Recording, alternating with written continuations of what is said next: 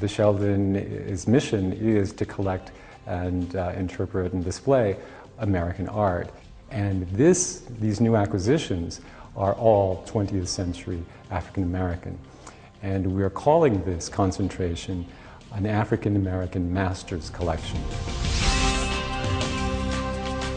What we've acquired now are 4 prints from 1926 illustrating the play by Eugene O'Neill called Emperor Jones. And these are artist proofs, so they were printed by the artist himself, so they're really quite stunning.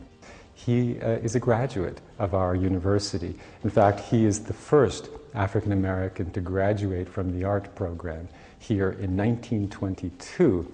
And beyond that, of course, he is considered a kind of founder or father of African American modernism.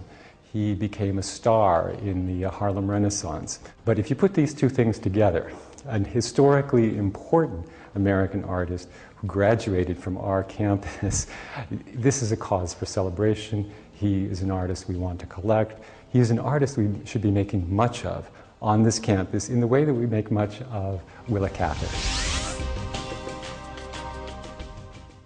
What we bought was a portrait that she painted around 1938 when she was in Paris studying. Part of the history of American art that we want to recover are movements by artists to Europe, to Latin America. They come back to the United States and they bring those influences with them. That's part of my interest in looking at our collection through a transnational perspective. And so Lois Mailou Jones does that to some extent.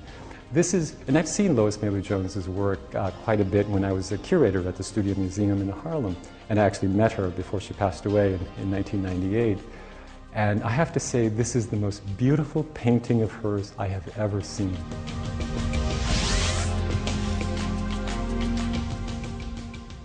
We were in competition with the biggest museums in the country. And the 2 biggest winners in that auction were the Boston MFA and the Sheldon Museum of Art. And we got this one.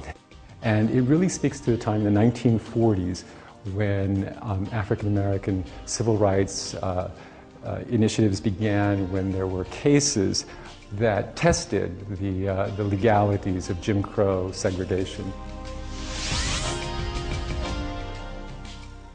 Another work that could be considered really among the star acquisitions of this round would be Jacob Lawrence's prints called 8 Passages. And 8 Passages refers to 8 passages from the book of Genesis in the King James Version of the Bible. Each print is illustrated with a preacher before a congregation, very dramatically posed.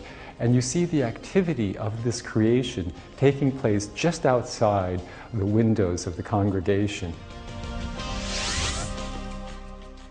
This is a piece from the 1960s, and it's a rare piece simply because not many of these paintings exist anymore. He destroyed quite a number of them by cutting them up and recycling them into new paintings that were more constructivist in mode. So this one has been preserved because it was bought early on.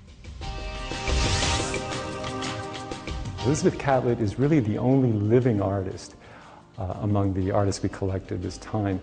She is probably 92 years old, and she lives in Cuernavaca, Mexico. She is an African-American artist who traveled, again, another movement of African-American modernists who went to Mexico this time to study with the major figures there, the muralists Diego Rivera, Orozco, and Siqueiros. What we acquired from her was a work of sculpture called Pensive Figure, dated from 1968. And there aren't too many figures in sculpture involving women and thinking. And then when you think about 1968 and the importance to African Americans of that time, that period in the 1960s, it gives us something to think about.